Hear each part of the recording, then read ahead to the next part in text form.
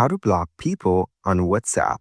To get started, first of all, open up the WhatsApp application on your phone.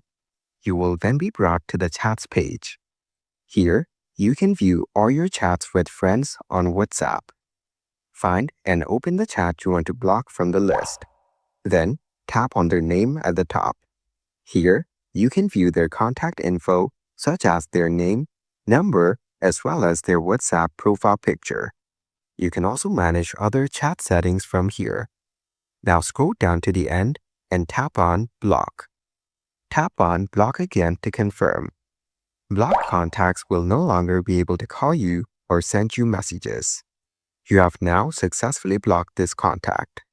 If you want to unblock them, then go back and tap on the unblock option at the end.